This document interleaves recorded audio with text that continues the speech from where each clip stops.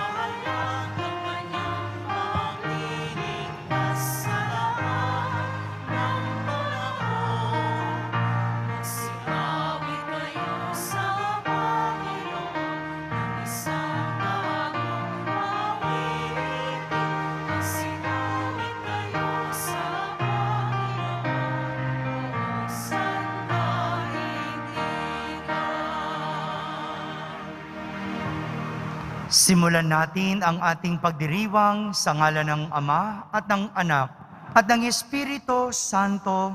Amen. Ang pagpapala ng ating Panginoong Hesukristo, ang pag-ibig ng Diyos Ama at ang pakikipagkaisa ng Espiritu Santo naway sumain yung lahat. At sumain niyo rin. Minamahal kong mga kapatid, ang pagtupad sa kalooban ng Ama ang pangunahing layunin ni Jesus. Ipinapakita sa Ebanghelyo ngayon ang determinasyon niyang magtungo sa Jerusalem kung saan magaganap ang pagpapalaya sa mga tao sa pamamagitan ng kanyang pagpapakasakit, kamatayan at muling pagkabuhay. Walang makapipigil sa kanya sa gagawin ng pagdiligtas sa tao sa kasalanan at kamatayan. Upang tayo'y maging marapat gumanap sa banal na pagdiriwang, aminin muna natin at pagsisihan ang ating mga kasalanan. Inaamin ko sa makapangyarihang Diyos At sa inyo mga kapatid, na lubha akong nagkasala sa isip, sa salita at sa gawa, at sa aking pagkukulang. Kaya isinasamo ko sa mahal na Birheng Maria, sa lahat ng mga anghel at mga banal, at sa inyo mga kapatid, na ako'y ipanalangin sa Panginoong ating Diyos. Kaawan tayo na makapangyarihang Diyos, patawarin tayo sa ating mga kasalanan at patnubayan tayo sa buhay na walang hanggan. Amen. Panginoon, kaawaan mo kami. Panginoon, kaawaan mo kami. Kristo, kaawaan mo kami. Kristo, kaawaan mo kami. Panginoon, kaawaan mo kami. Panginoon, kaawaan mo kami.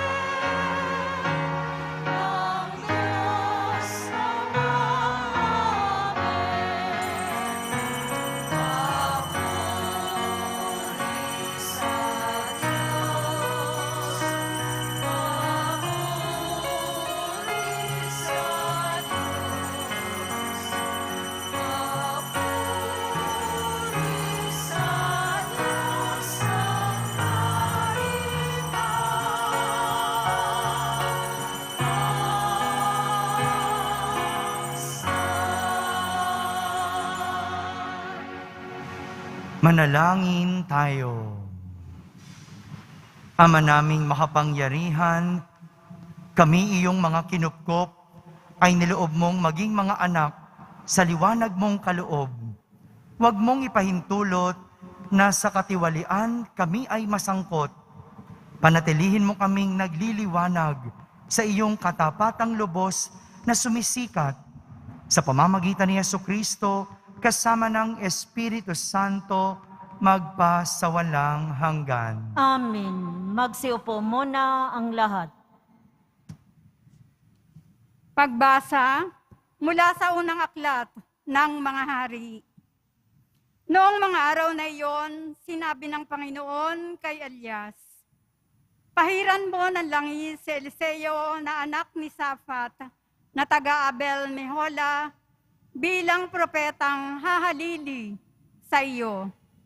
Umalis si Elias at natagpuan niya si Eliseo na nag-aararo.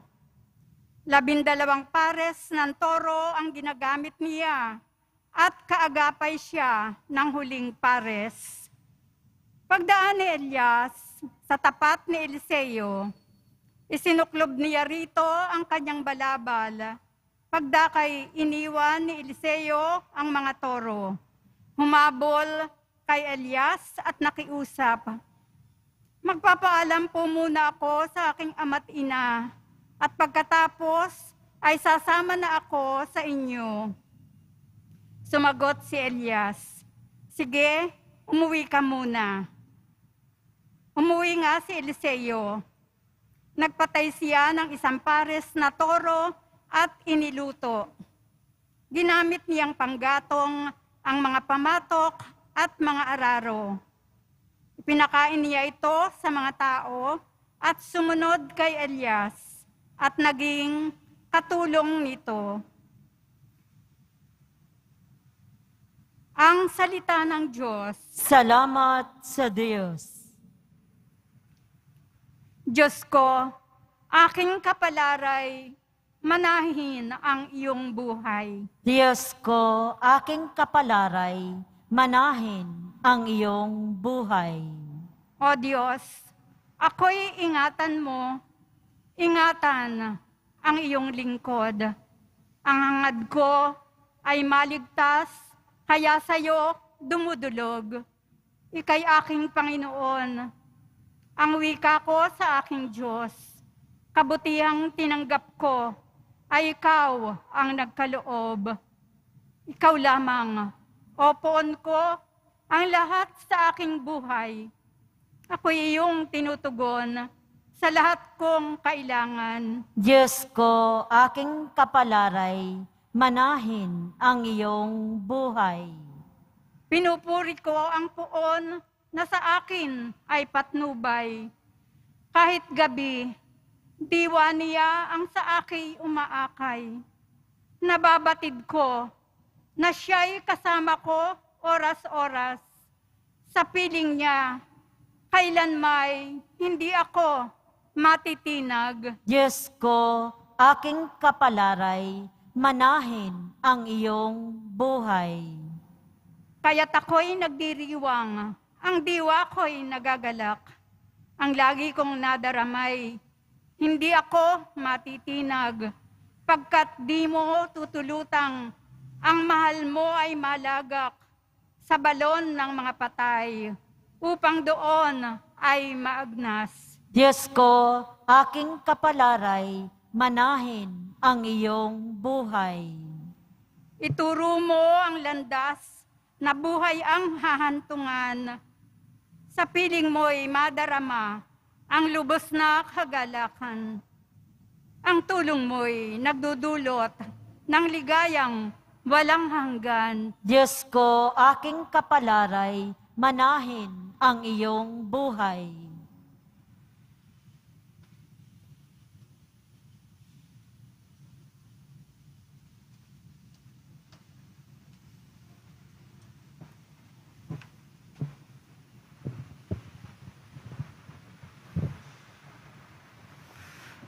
Pagbasa mula sa sulat ni Apostol San Pablo sa mga taga-Galacia. Mga kapatid, pinalaya tayo ni Kristo upang manatiling malaya. Magpakatatag nga kayo at huwag nang paaalipin uli.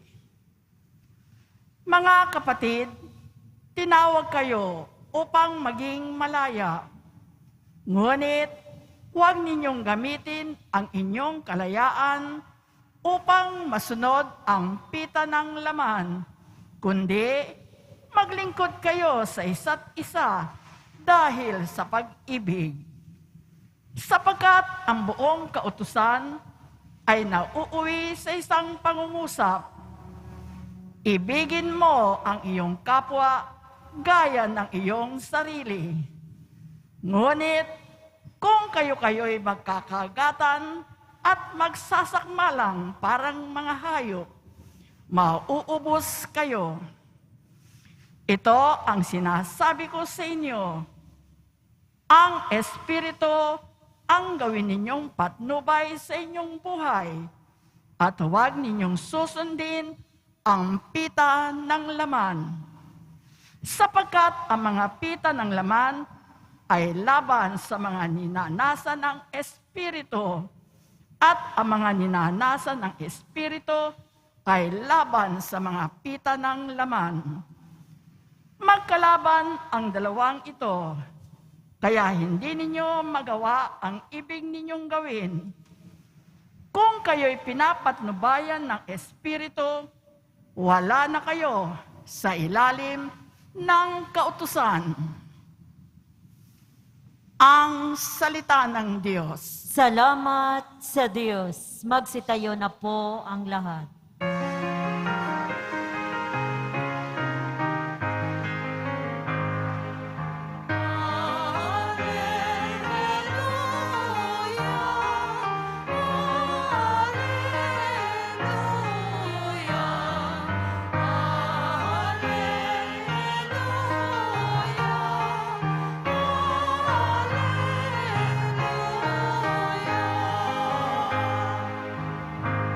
Poon ikaw ay mangusap, at susunod ako agad.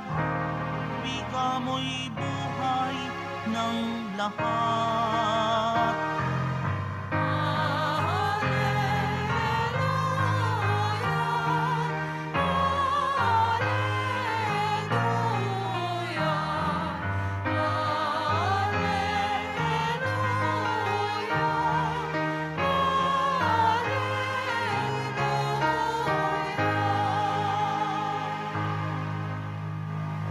Sumainyo ang Panginoon. At sumaiyo rin. Ang mabuting balita ng Panginoon ayon kay San Lucas. Papuri sa iyo, Panginoon.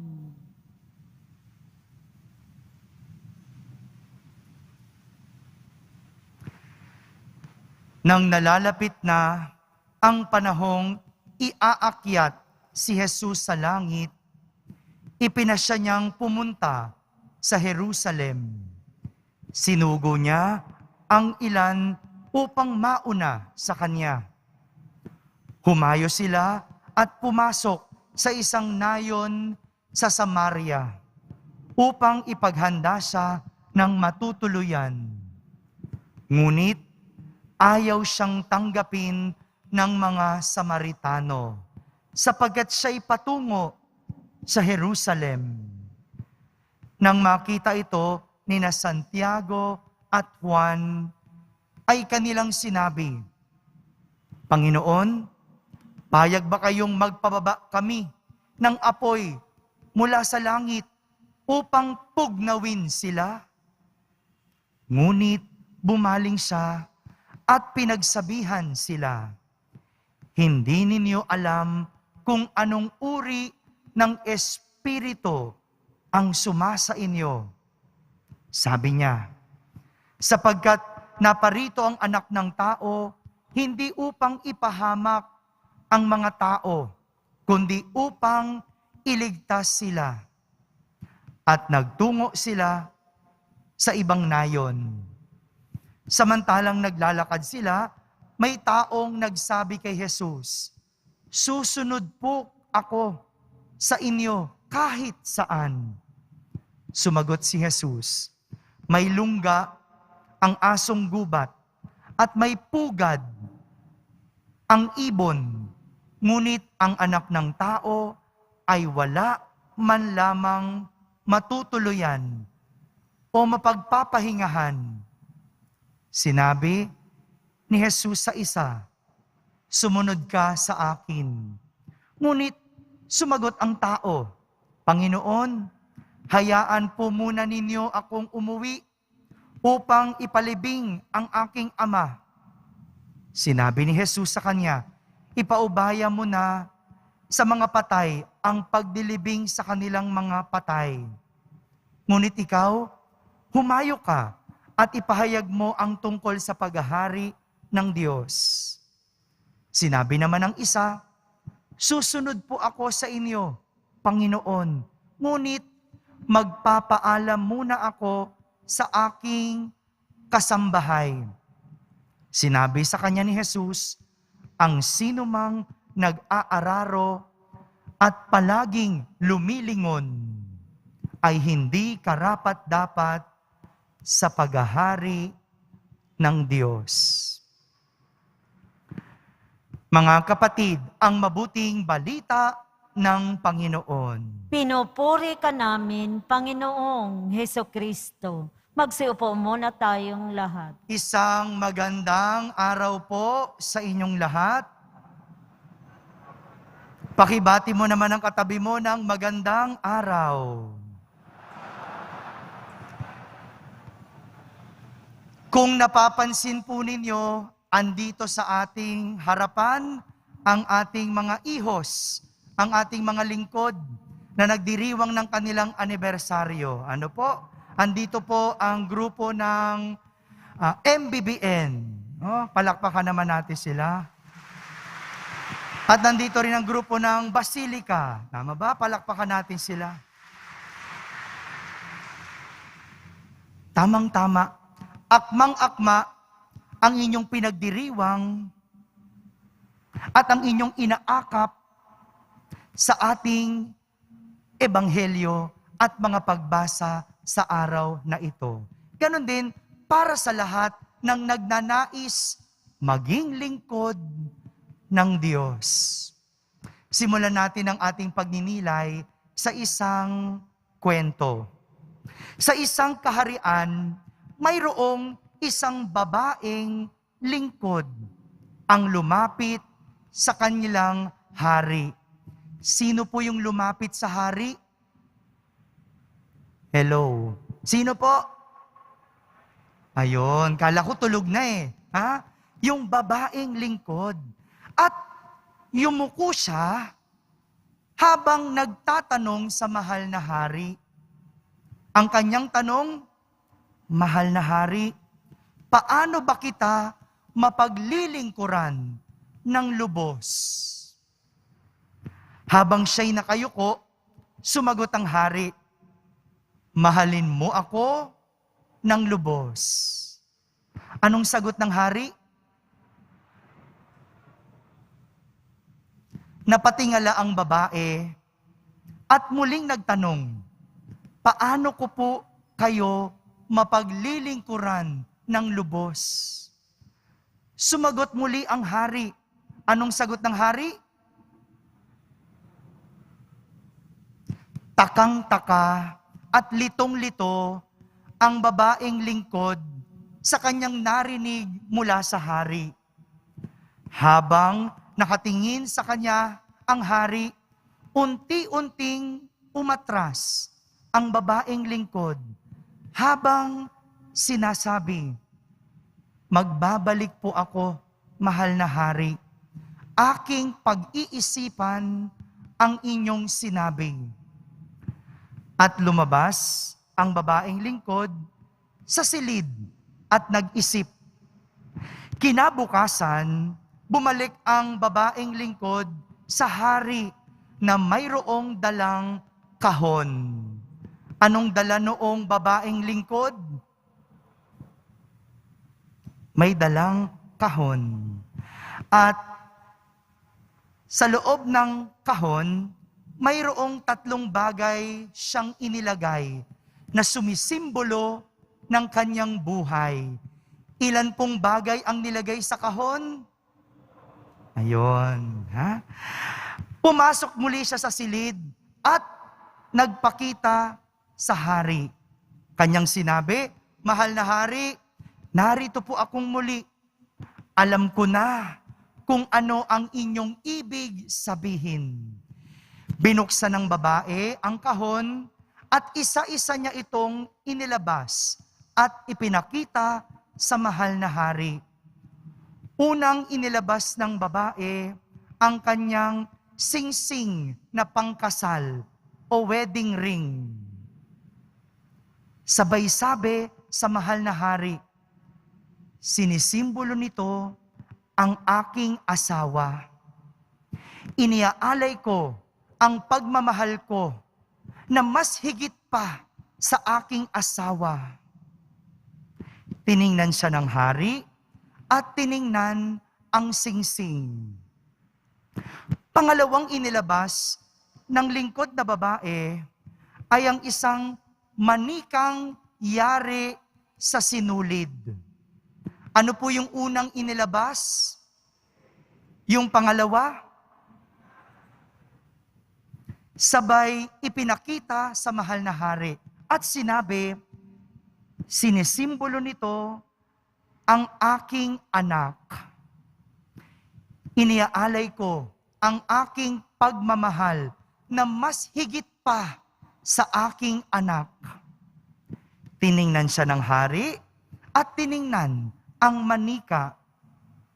Panghuli, inilabas ng babae ang isang medida. Alam niyo po yung medida? Ano po yung medida? Sabi ng babae, "Sinisimbolo nito ang aking trabaho." Anong trabaho ng babae? Isang mananahi.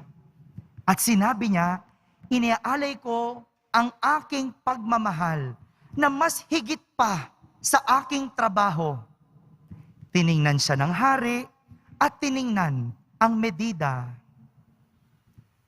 Lumapit sa kanya ang hari at isinara ang kahon. Inabutan siya ng kahon ng hari. At sinabi sa kanya ng hari, "Ang paglilingkod sa akin ay hindi tungkol sa kung ano ang ibig mong maibigay sa akin, kundi ang paglilingkod sa akin ay tungkol sa pag-ibig mo. Tungkol sa pag-ibig na nasa loob ng kahong ito." Iniabot ng hari ang kahon at binuksan ng babae ang kahon na ibinigay ng hari. Ang laman ng kahon, isang salamin na nakikita ang refleksyon ng babae. Mga kapatid, minsan, akala natin ang paglilingkod ay tungkol sa kung ano ang pwede nating maibigay. Material, panahon, lakas, oras, talento, o talino.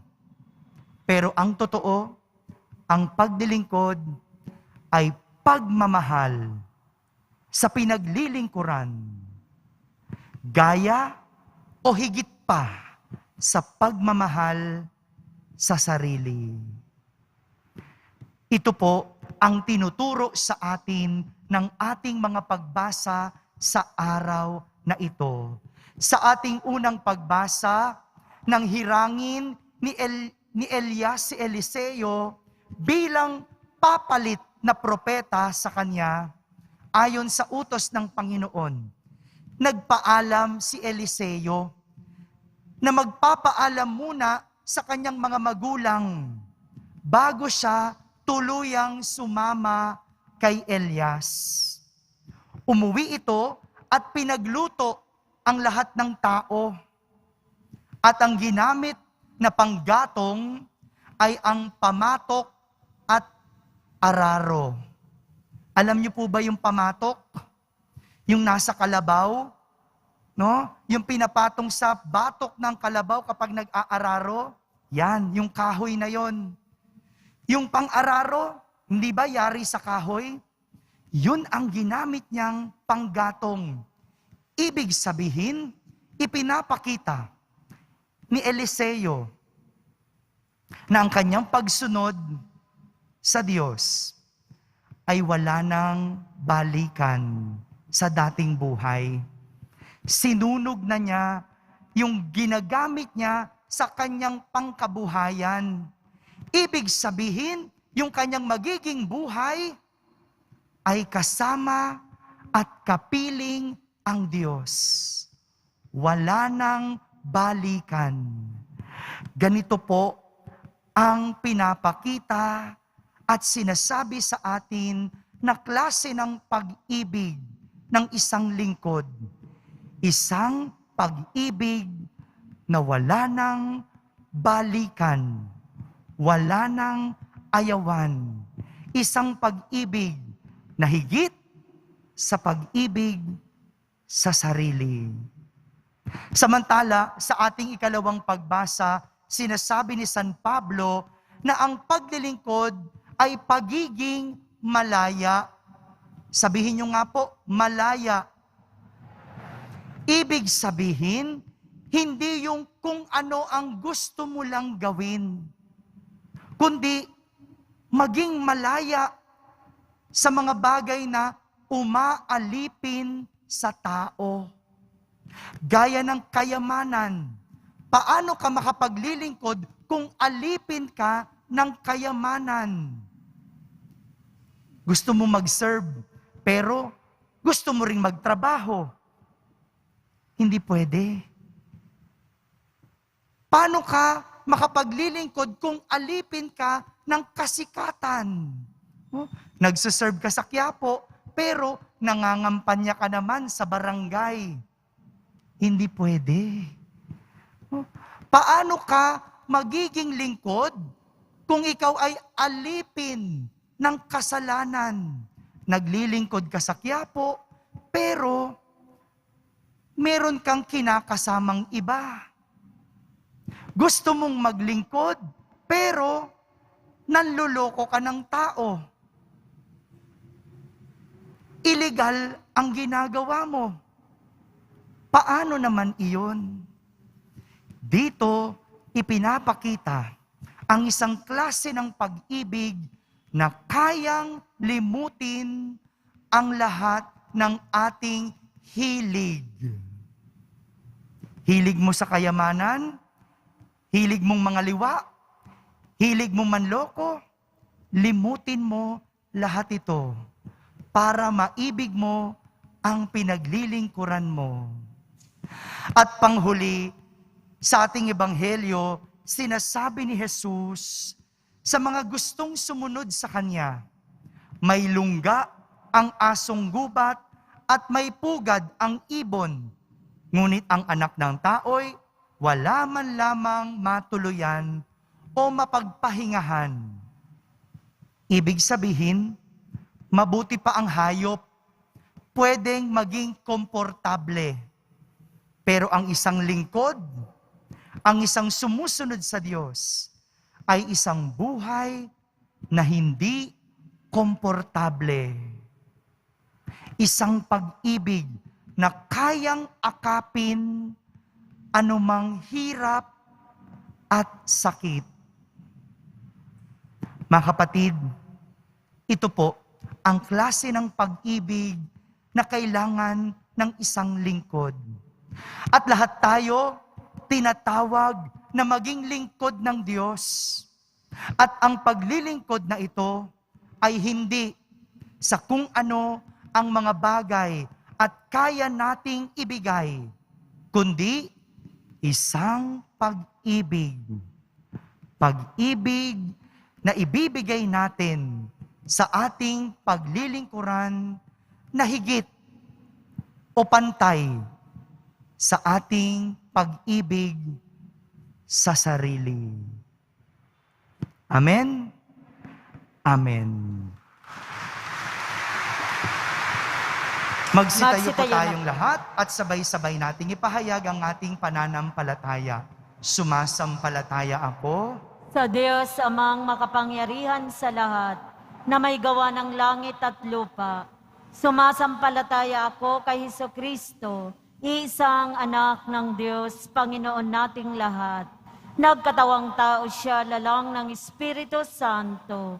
Ipinanganak ni Santa Mariang Birhen, pinagpakasakit ni Poncio Pilato, ipinako sa krus, namatay, inilibing, nanaog sa kinaroroonan ng mga yumao, nang may ikatlong araw na buhay na maguli, umakyat sa langit, naluklok sa kanan ng Diyos amang makapangyarihan sa lahat, doon magmumulang paririto at huhukom sa nangabubuhay at nangamatay na tao.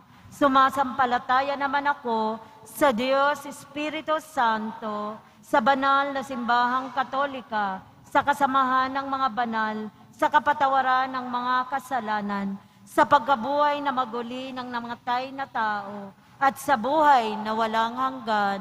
Amen. O Diyos aming Ama, pinatatag mong iyong anak upang siya'y matapat na makasunod sa iyong kalooban, maging hanggang kamatayan. Ang kamatayan sa krus. Sa iyong Espiritu, panatilihin mo rin kaming tapat sa iyong pag-ibig. Kami dumadalangin at aming sasambitin. Diyos naming matapat, dinggin mo kami. Diyos naming matapat, dinggin mo kami.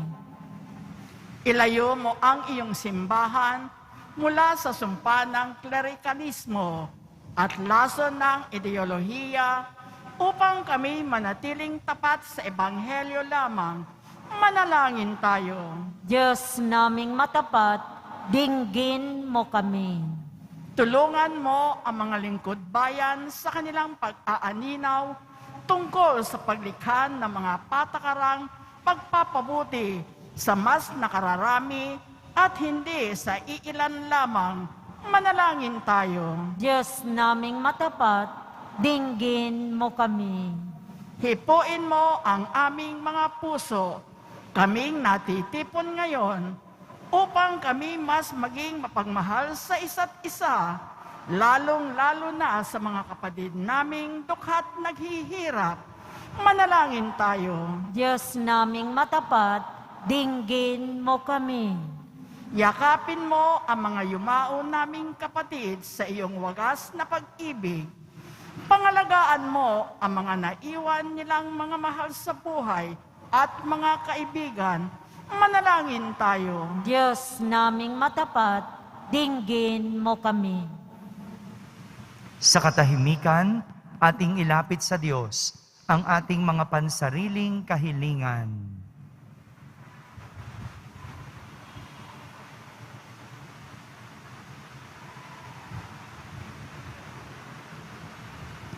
Manalangin tayo. Diyos naming matapat, dinggin mo kami. Ama naming matapat, sa iyong Espiritu, panibaguhin mo ang mga suwail naming mga puso tungo sa pagtitiwala at pananalig sa iyong kalooban sa pamamagitan ni Kristo na aming Panginoon. Amen. Magsiupo muna ang lahat.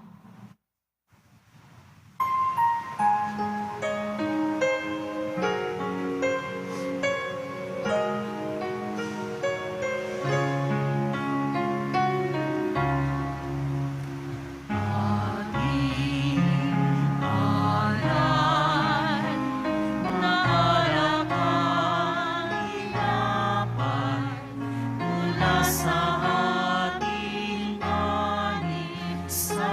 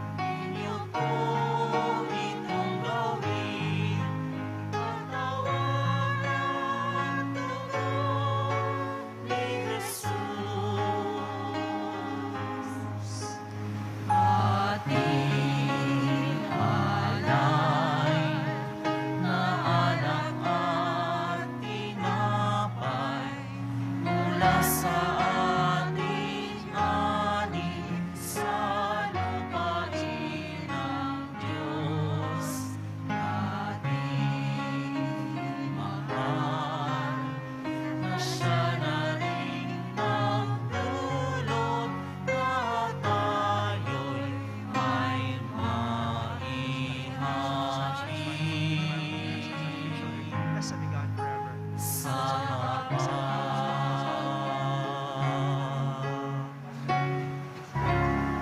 Magsitayo na po ang lahat.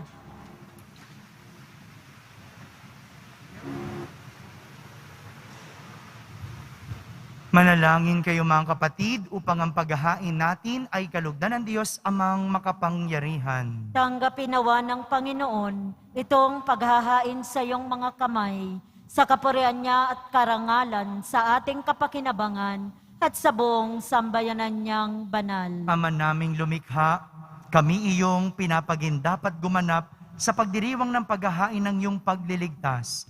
Ipagkalob mo ang aming pagdilingkod sa iyo ay gawing kalugod-lugod na mga alay na ito sa pamamagitan ni Jesucristo kasama ng Espiritu Santo magpa sa walang hanggan. Amen. Sumainyo ang Panginoon. At sumaiyo rin. Taas sa Diyos ang inyong puso at diwa. Itinaas na namin sa Panginoon. Pasalamatan natin ang Panginoong ating Diyos. Marapat na siya ay pasalamatan. Ama naming makapangyarihan, tunay ngang marapat na ikaw ay aming pasalamatan sa pamamagitan ni Jesucristo na aming Panginoon.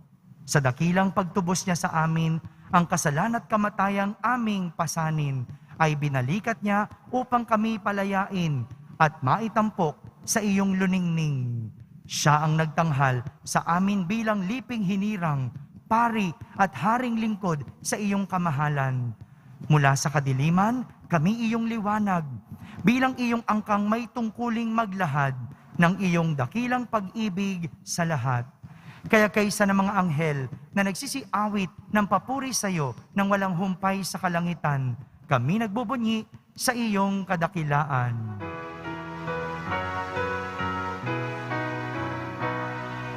Santo, Santo, Santo, Panginoong Diyos ng mga hukbo, napupuno ang langit at lupa ng kadakilaan mo.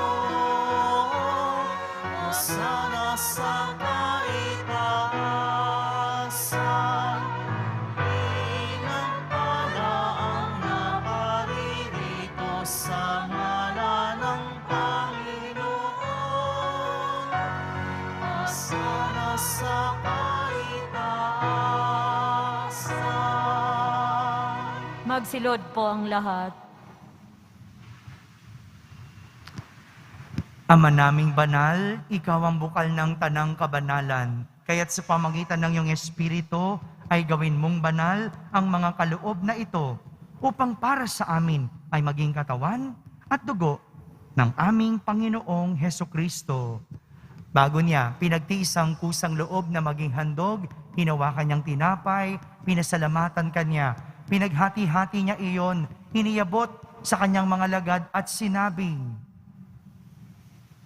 tanggapin ninyong lahat ito at kanin. Ito ang aking katawan na inihahandog para sa inyo.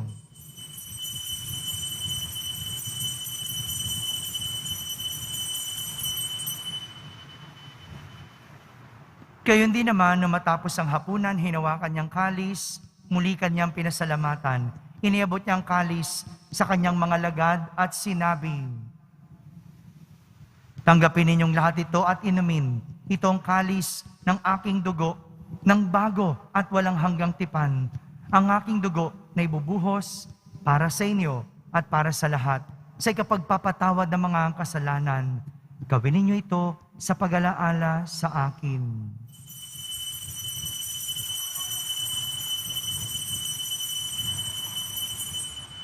Magsitayo na po ang lahat.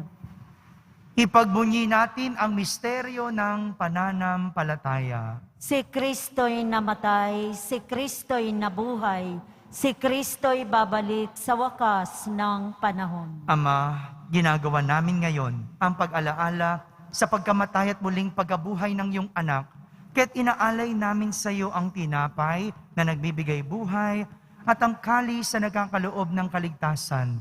Kami nagpapasalamat dahil kami iyong minarapat na tumayo sa harap mo para maglingkod sa iyo. Isinasamo namin kaming magsasalo-salo sa katawan at dugo ni Kristo ay mabuklod sa pagkakaisa sa pamamagitan ng Espiritu Santo. Ama, lingapin mo ang iyong simbahang laganap sa buong daigdig. Puspusin mo kami sa pag-ibig kaysa ni Francisco na aming Papa, ni Jose na aming Obispo at ng Tanang Kaparian. Alalahanin mo rin ang mga kapatid naming nahimlay na may pag-asang sila'y muling mabubuhay. Gayon din ang lahat ng mga pumanaw. Kaawan mo sila at patuloyin sa iyong kaliwanagan. Kaawan mo at pagindapating kaming lahat na makasalo sa iyong buhay na walang wakas. Kaysa na mahal na Birheng Maria na ina ng Diyos, ng kabiyak ng puso niyang si San Jose, kaysa ng mga apostol at ng lahat ng mga banal na namuhay dito sa daigdig ng kalugod-lugod sa iyo. May pagdiwang naman namin ang pagpupuri sa kararangal mo sa pamamagitan ng iyong anak na aming Panginoong Hesukristo. Sa pamamagitan ni Kristo, kasama niya at sa Kanya, ang lahat ng parangal at papuri ay sa iyo, Diyos amang makapangyarihan, kasama ng Espiritu Santo, magpa sa walang hanggan. Amen. Amen. Amen.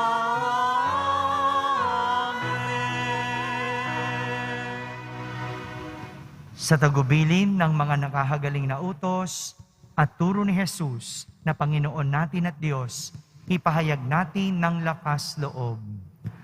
Ama namin, sumasalangit ka, Sambahin ang ngalan mo, mapasa amin ang kaharian mo, sundin ang loob mo dito sa lupa para nang sa langit. Bigyan mo kami ngayon ng aming kakanin sa araw-araw at patawarin mo kami sa aming mga sala para nang pagpapatawad namin sa nagkakasala sa amin. At huwag mo kaming ipaintulot sa tukso at iadya mo kami sa lahat ng masama. hinihiling namin kami iadya sa lahat na masama, pagkalooban ng kapayapaan araw-araw, iligtas sa kasalanan at ilayo sa lahat ng kapahamakan. Samantalang aming pinananabikan ang dakilang araw ng pagpapahayag ng tagapagligtas naming si Hesukristo. Sapagkat iyo ang kaharian at ang kapangyarihan at ang kapurihan magpakailanman. Amen. Panginoong Hesukristo, sinabi mo sa iyong mga apostol, kapayapaan ang iniiwan ko sa inyo, ang aking kapayapaan ang ibinibigay ko sa inyo. Tunghayan mo ang aming pananampalataya at huwag ang aming pagkakasala. Pagkalooban mo kami ng kapayapaan at pagkakaisa ayon sa iyong kalooban, kasama ng Espiritu Santo, magpa sa walang hanggan. Amen. Ang kapayapaan ng Panginoon ay laging sumainyo. At sumaiyo rin. Magbigayan kayo ng kapayapaan sa isa't isa. Kapayapaan po para sa lahat. Kordero ng Diyos na nag-aalis ng mga kasalanan ng sanlibutan, maawa ka sa amin. Kordero ng Diyos na nag-aalis ng mga kasalanan ng sanlibutan, maawa ka sa amin. Kordero ng Diyos na nag-aalis ng mga kasalanan ng sanlibutan, pagkaloob mo sa amin ang kapayapaan. Magsilod po ang lahat.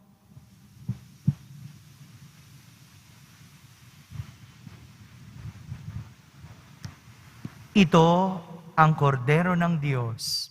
Itong nag-aalis ng mga kasalanan ng sanlibutan. Mapalad ang mga inaaniyahan sa kanyang piging. Panginoon, hindi ako karapat-dapat na magpatuloy sa iyo. Ngunit sa isang salita mo lamang ay gagaling na ako. Ang katawan ni Kristo, Amen.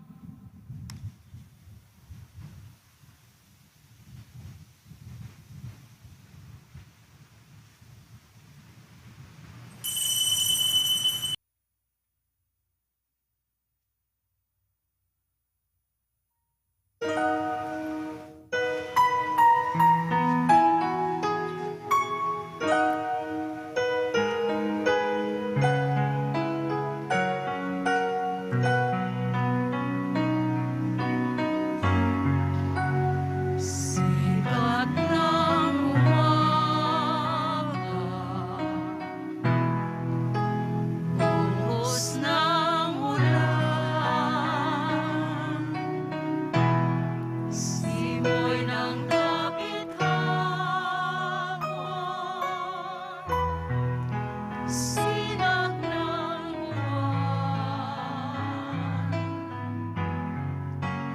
Nais na malinaw, dagat na buwan. Kayo ang Panginoon, kung Jesus ng aking buhay, saan man ako umaring, ika'y naroon, tumalikod man sa'yo. Kabilang pag-ibig mo sa akin, katawan at magpapaalala, ako'y iyong kiligilin at siyang itatapat sa puso.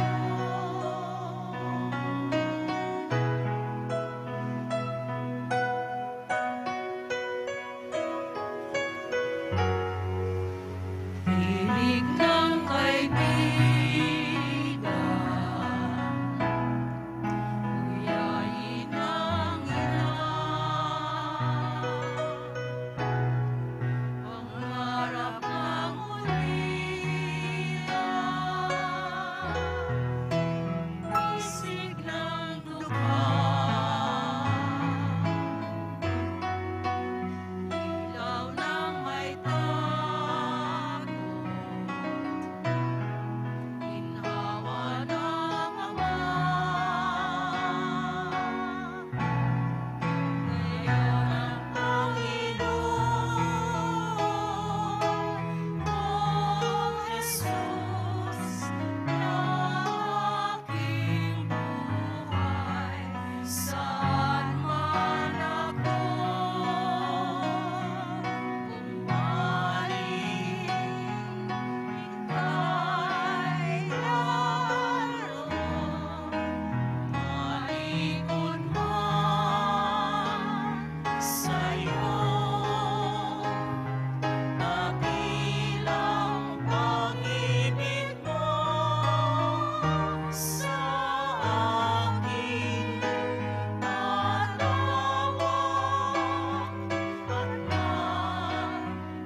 magpapaalala,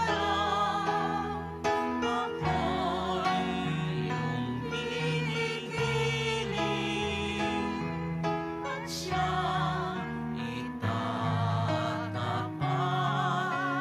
sa puso. Magsitayo na po ang lahat. Manalangin tayo.